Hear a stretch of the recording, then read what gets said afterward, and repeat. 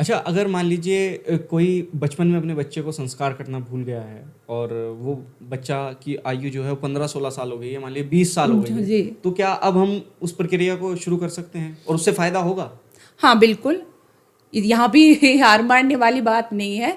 हालाँकि ये होता है, मैं ये कह सकती हूँ कि जैसे एक छोटा पौधा होता है, उसको मोड़ना, उसको एक नया रूप देना आसान होता है। जैसा हम चाहते हैं उसको वैसा दे देते हैं, और जब वो बड़ा हो जाता है तो दे सकते हैं, असंभव नहीं है, लेकिन थोड़ी सी कठिनाई होती है।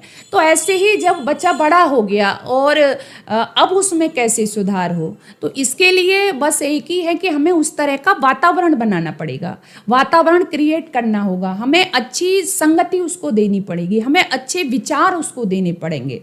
और हम यदि पीछे देखें, हमारा इतिहास भी साक्षी है कि बहुत लोगों के जीवन परिवर्तन हो गए। इतने बड़े बड़े, एक भक्त अमीचंद चंद का नाम आता है, ऋषि दयानंद के समय पे जो हुए, तो उनका जीवन बड़ा बिगड़ा हुआ था, लेकिन ऋषि दयानंद के जब संपर्क में आए, वहाँ पे भजन सुनाए उन्होंने कई बार, तो लोगों ने कहा ऋषि दयानंद से कि आप इनको मौका क्यों देते हो, इनका जीवन तो बहुत बिगड़ा हुआ है।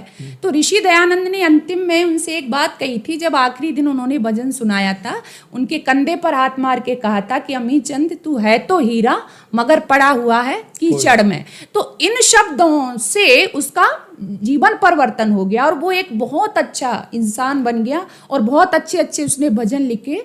तो और भी बहुत सारे उदाहरण हैं, महात्मा श्रद्धानंद जी का नाम आता है। वकील जब थे वो, तो जीवन बहुत बुराइयों से भरा हुआ था, मांस खाते थे, है ना, नशाखोरी जीवन में थी, विवाह हो गया था लेकिन फिर भी वो वैश्यागामी थे, मतलब बहुत उनका जीवन अस्त व्यस्त था।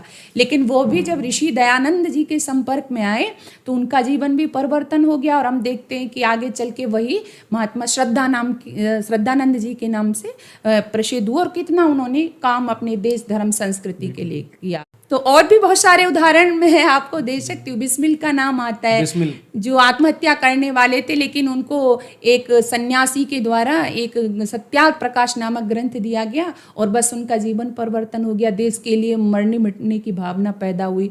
तो यानी हम संगति से, सत्संग से, अच्छे विचारों से उनमें परिवर्तन कर सकते।